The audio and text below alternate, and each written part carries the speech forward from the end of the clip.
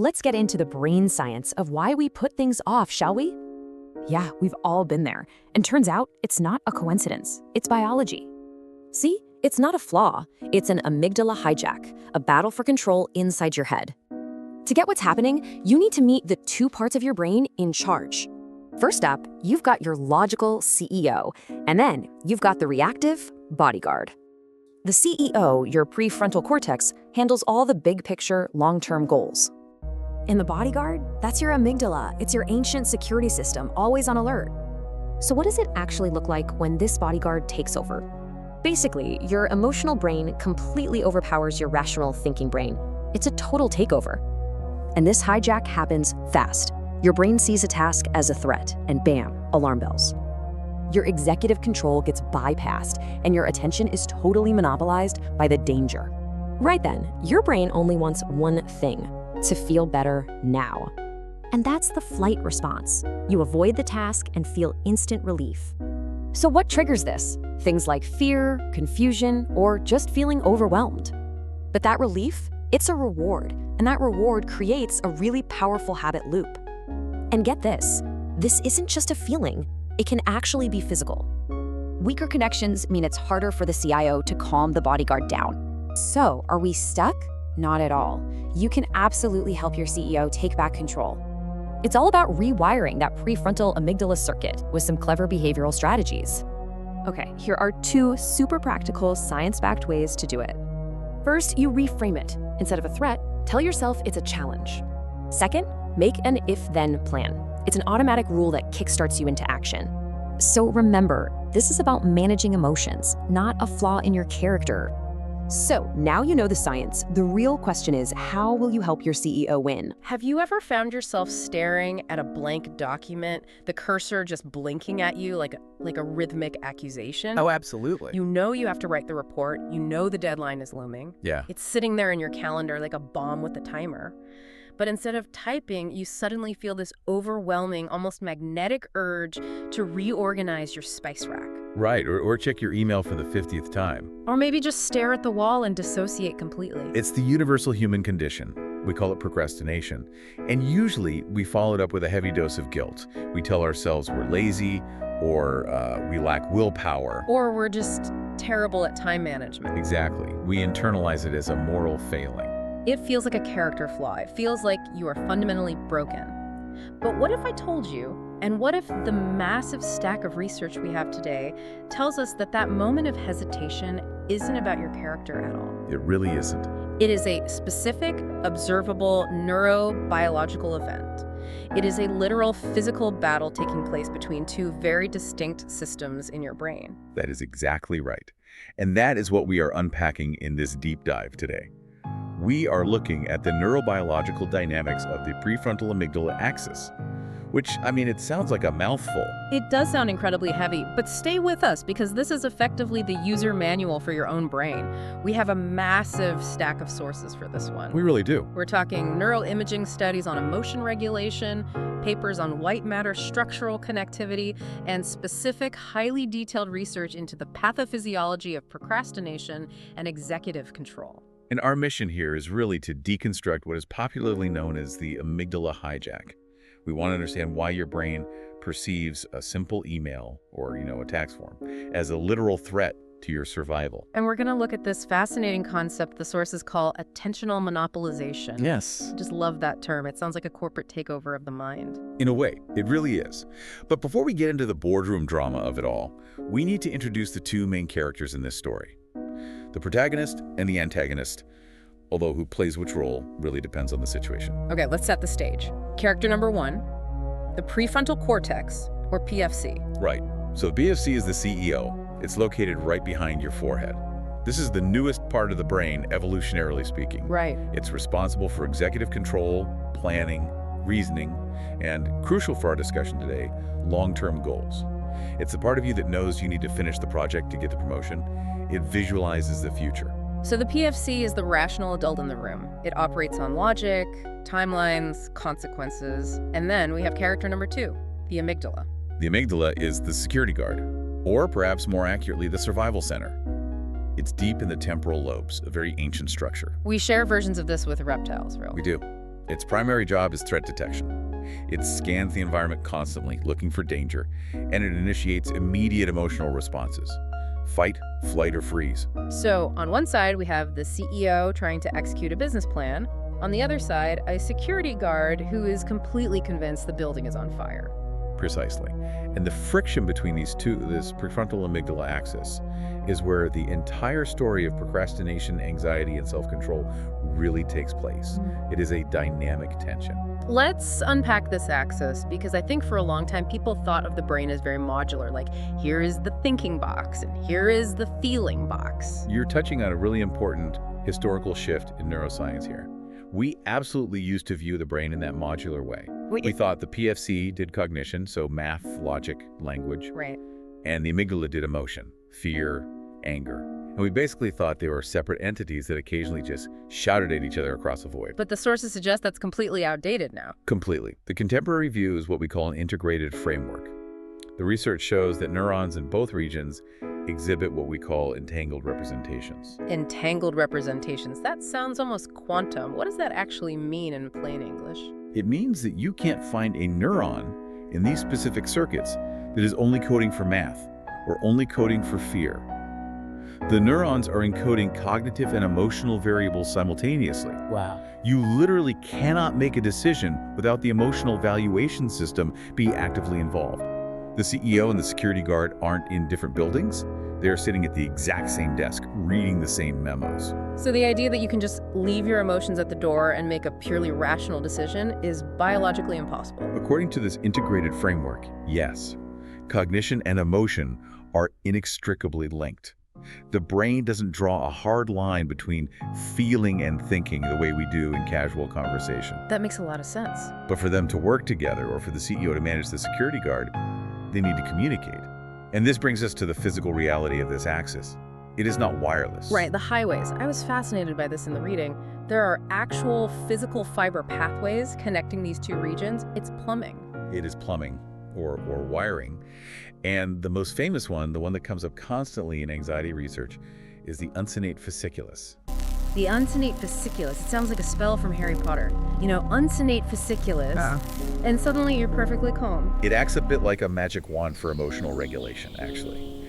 It is a specific white matter tract, a thick bundle of axons that directly connects the PFC and the amygdala. Think of it as a high-speed fiber optic cable. Okay. And what's fascinating is that the physical integrity of this tract matters immensely. Integrity meaning like how thick it is. Essentially, yes.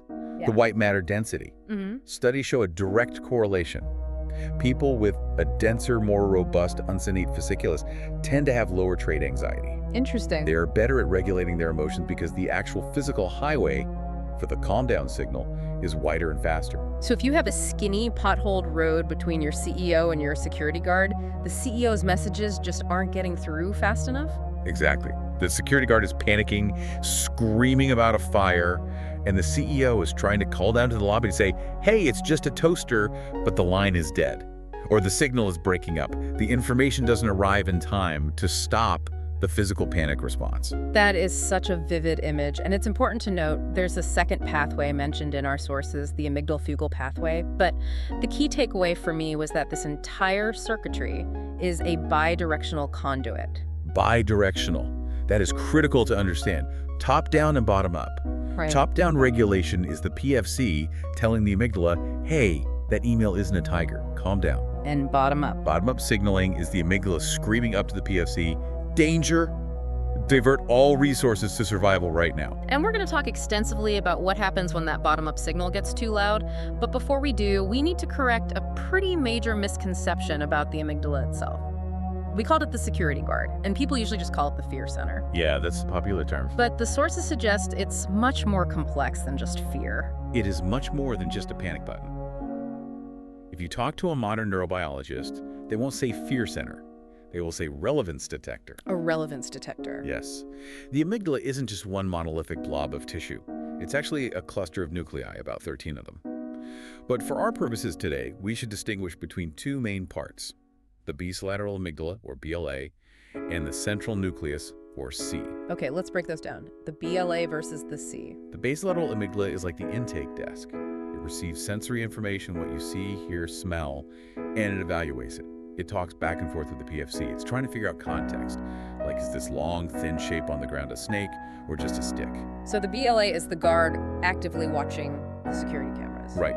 But the central nucleus, that's the output station. That is the hand hovering over the big red button. The action taker. Exactly. Yeah. Once the central nucleus fires, it projects down to the brainstem and the hypothalamus. It drives all those autonomic responses you feel.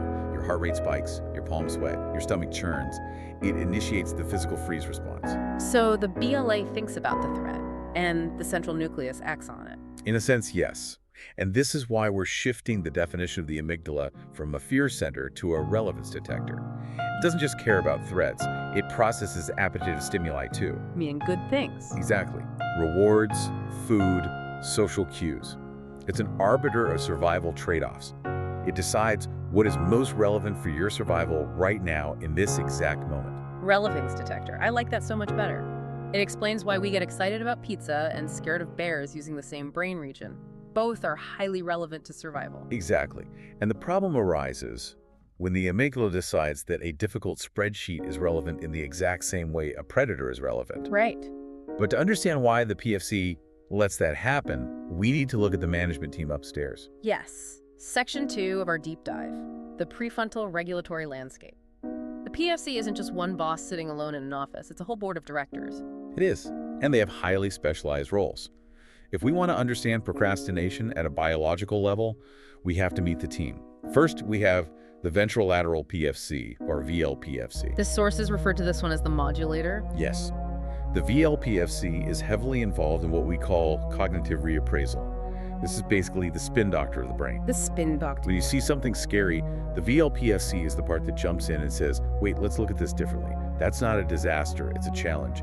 It reinterprets the situation. It's also absolutely crucial for ignoring emotional distractions.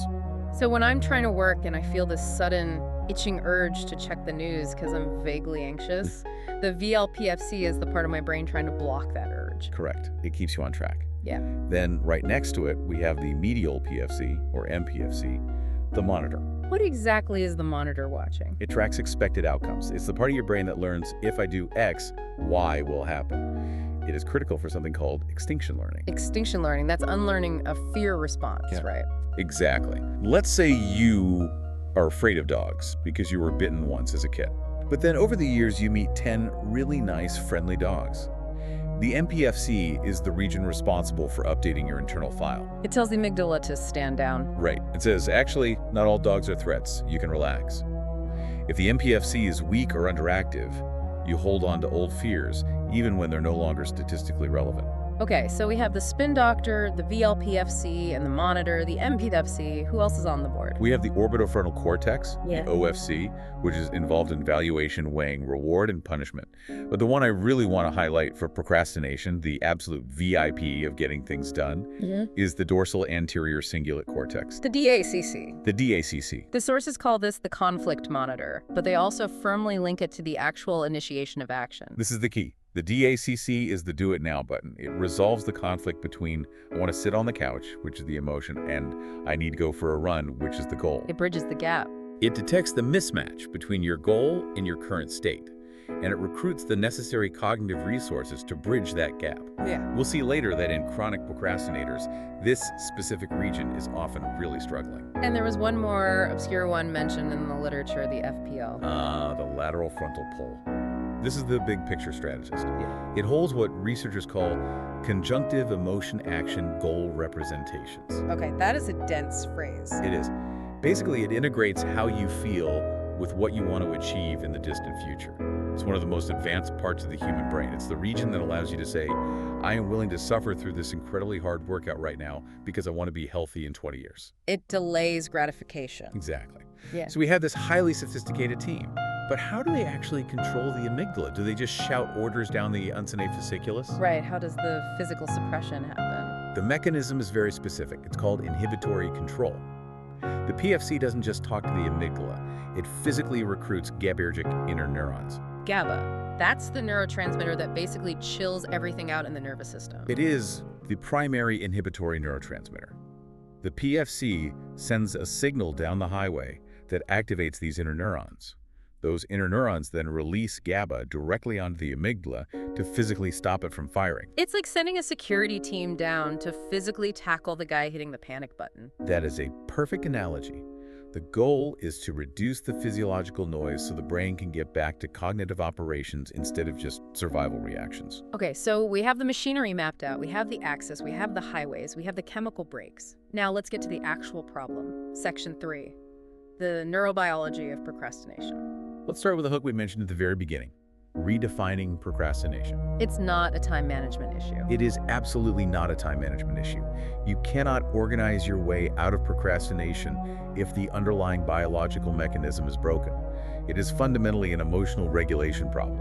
This is huge, because every self-help book, every productivity guru tells you to buy a better planner, try the Pomodoro technique, block your calendar. But you're saying the problem isn't the calendar at all, it's the feelings associated with the tasks on the calendar. Specifically, it is the amygdala hijack. Here is the mechanism in action. You look at a task, maybe it's ambiguous, you just don't know where to start, maybe it's complex, maybe you're deeply afraid you won't do it perfectly. And the amygdala, our relevance detector, scans that task. And it tags it as a threat. It equates ambiguity with danger, it equates possible failure with social rejection, and to a primitive brain structure, social rejection equals death. It sounds so dramatic when you put it like that. It sounds dramatic to the CEO, but to the security guard, it is life or death. So the amygdala fires. And it triggers the fight, flight, or freeze response. Exactly. But you can't physically fight a tax return. You can't punch a blank Word document. So your brain engages in flight, which looks like avoiding the task, running away to open Instagram. Or you freeze, which is that agonizing decision paralysis where you just sit there at your desk, entirely unable to start. And this leads us to that concept of attentional monopolization, or what the outline referred to as monoplay. Right. When the amygdala goes into high alert, it monopolizes your attention. It basically says, I am the single most important thing happening in this organism right now. High salient stimuli, like perceived threats or intense anxiety, hijack the brain's limited cognitive resources. So it's literally like a denial of service attack on your own brain. That's exactly it. The amygdala creates so much noise that it effectively silences the PFC. The silence is the key here. The amygdala establishes a monopoly that prevents the PFC from representing alternative long-term goals. So you forget about the promotion. You literally cannot hold the thought, this project will be good for my career, because the amygdala is screaming, this is scary. The pause and reflect mechanism is entirely suspended. So we're in a state of neurobiological panic, and then we inevitably do something to make it go away. We go clean the kitchen, we scroll social media, and we feel better. Briefly. We feel better briefly. This is what the literature calls mood repair. And it relies heavily on temporal discounting or present bias. The brain is designed to prioritize immediate survival over everything else. If you are in pain, and remember, anxiety is processed as pain, the brain wants to stop the pain right now. So avoiding the task reduces the anxiety immediately. It's a quick fix. Correct. You close the scary email, you open a funny video, and your anxiety drops. And when that happens, your brain releases dopamine. And that dopamine is a reward. And this is the trap. This is the core of the issue. You have just rewarded your brain for running away. You have reinforced the procrastination habit loop. You are actively training your amygdala. You are telling it, when we feel this fear, we run away and we get a treat. It becomes addiction-like in its neural circuitry. That is, frankly, terrifying. We are essentially Pavloving ourselves into failure. We are teaching our own brains that the absolute best way to handle a professional challenge is to hide from it. We are. Yeah. And what's even more compelling is that we can actually see the results of this in the anatomy. There are physical structural signatures of the chronic procrastinator. Are you saying you can look at an MRI scan and tell if someone is a procrastinator? To a significant degree, yes. Researchers distinguish between state-oriented people, these are the hesitators, the chronic procrastinators, and action-oriented people. Okay. The state-oriented individuals, the procrastinators, often have a noticeably larger amygdala volume. A bigger threat detector. Yes, they literally have a more sensitive, larger alarm system. But more importantly than just the size, they show weaker functional and structural connectivity between the amygdala and the DACC. The DACC, that was the Do It Now button we talked about earlier. Right. So put that together. Not only is the alarm louder because of the larger amygdala, but the connection to the specific part of the brain that initiates action and overrides emotions, the DACC, is flimsier. The highway is broken.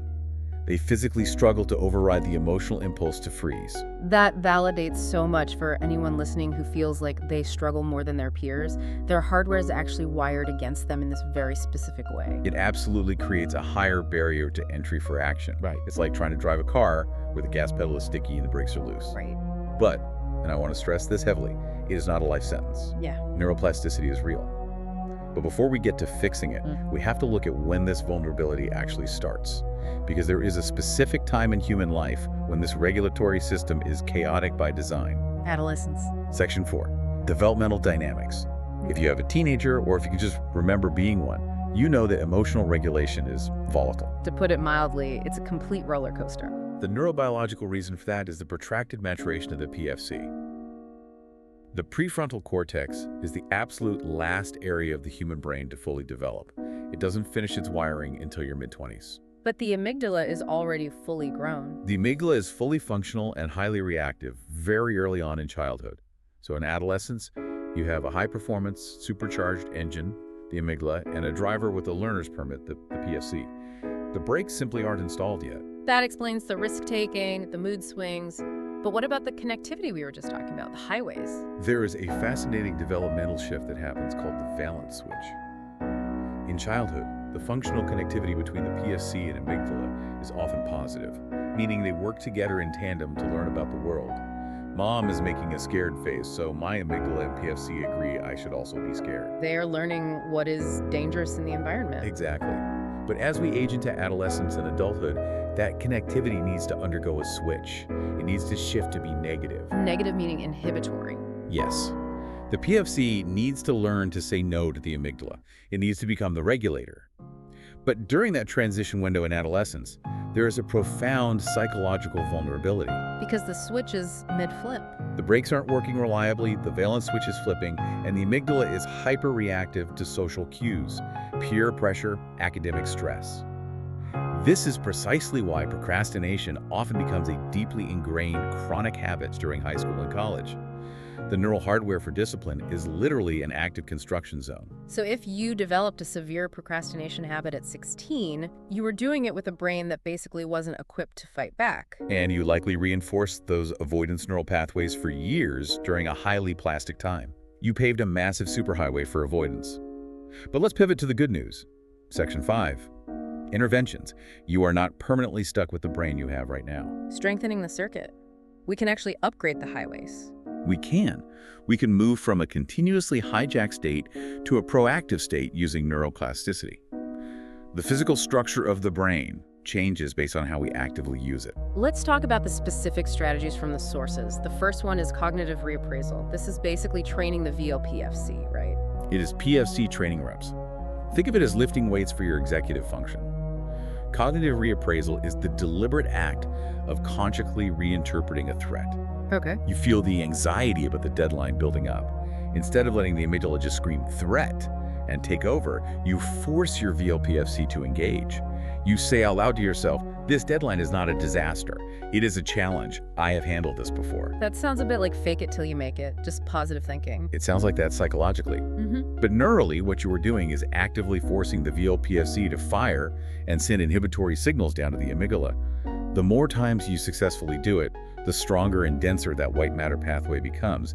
You are literally paving the road. So every time you successfully reframe a fear, you're laying down a fresh coat of asphalt on the uncinate fasciculus. Precisely. You are building structural infrastructure for the future. Another incredibly powerful strategy mentioned is if-then planning, which the literature also calls implementation intentions. I love this one because it takes the sheer force of willpower out of the equation. Exactly. It engages the VMPFC, the more habitual, automatic part of the PFC, rather than the highly effortful DLPFC. You make a strict rule ahead of time. If I feel the urge to check Instagram, then I will work on the document for just 2 minutes. Why does that specific structure work so well biologically? Because it pre-programs the decision before the emotion hits. When the if happens, the trigger, the anxiety, the brain doesn't have to stop and debate what to do. The debate is where the amygdala usually wins because it's so much louder and faster. Ah, I see. With if-then planning, you skip the debate entirely. The brain just executes the then program. You're automating the override of the hijack. You're essentially building a macro, a bot for your own brain. If X, then Y. No argument allowed. And, crucially, it saves massive amounts of metabolic energy. The PFC gets tired easily. We call it ego depletion in psychology. If-then, plans are incredibly energy efficient. Now let's talk about something more physical, mindfulness. We hear about it everywhere, it's a huge buzzword, but what does it actually do to the physical axis? This is one of the most robust, well-documented findings in modern neuroscience right now. Consistent mindfulness practice, we're talking about an 8-week protocol of daily practice, can physically reduce the volume of the amygdala. It actually shrinks the security guard. It shrinks the panic button, visibly on a scan. And simultaneously, it strengthens the functional connectivity to the PFC. Mindfulness dissolves the amygdala monopoly because it slowly trains the brain to observe an intense emotion as a temporary event rather than a defining, permanent reality. Like the difference between I'm feeling anxiety right now versus I'm an anxious person. Exactly. That cognitive distance breaks the hijack. It prevents the amygdala from taking over the whole system. The silence of the PFC is broken. You can think clearly again, even while the emotion is present. That is incredible. And for the tech enthusiasts listening, there was a mention of something called TDCS. Transcranial direct current stimulation. This is a direct technological intervention. It involves applying weak electrical currents, specifically anodal stimulation to the scalp over the dorsolateral PFC. Literally zapping the brain. Very, very gently. You can barely feel it. But it increases the baseline excitability of those specific PFC neurons. Studies causally show it reduces amygdala reactivity to visual threats. It's essentially jump-starting the CEO's battery so it has enough juice to control the security guard better. It really highlights that this is an electrochemical system and we can intervene at that base level. It shows we have profound agency. We are not just helpless victims of our wiring. We are the architects of it. So, as we wrap up this deep dive, I want to zoom out a bit. We've been talking mostly about emails and deadlines and chores, but the implications of this prefrontal amygdala axis go way, way beyond our daily to-do lists. They absolutely do. Let's look at physical health first. Chronic procrastination leads directly to chronic stress. It's not the actual work that kills you, it's the constant worry about the work you aren't doing. The sources called this allostatic load. Allostatic load is the cumulative physiological wear and tear on the body caused by chronic stress. High cortisol levels, hypertension, the self-blame of procrastination keeps your amygdala firing constantly, which slowly wears down your immune system and your cardiovascular health. Strengthening this axis isn't just about productivity, it is a vital health intervention. It's preventative medicine. And looking even bigger, Section 5 in our outline mentions planetary endurance. Yes. This connects amygdala inhibitory control to global environmental sustainability. Think about it. Why do we collectively struggle so much to address climate change? Because it's a long-term abstract problem, and we desperately want short-term comfort. Present bias, temporal discounting. It is the exact same biological mechanism as procrastination, just scaled up to a species level. Our collective amygdala intensely fears the immediate threat of economic change or job loss or loss of daily convenience. So we avoid the task, we push it off to tomorrow. Exactly. We need incredibly strong PFC regulation globally to override that immediate economic fear and successfully plan for long-term survival. That is such a powerful connection to make. Short-term greed or inaction is essentially just a failure of the prefrontal cortex. It is the amygdala winning the argument on a macro scale. It is attentional monopolization, but global. We are so fiercely focused on the immediate, highly salient threat of change that we literally cannot visualize or execute the long-term survival goal. So, to summarize our mission today for everyone listening, you are not broken, you are not lazy, you are actively navigating a primitive survival mechanism in a highly complex modern world. Your amygdala thinks your inbox is a literal tiger. Your DACC might have a pothole in the road, but you can pave that road. You can. You can become the active author of your actions. It takes targeted training, it takes understanding mechanics of the hijack, but you absolutely can put the CEO back in charge of the building. Here's a final provocative thought for you to chew on as you go about your day.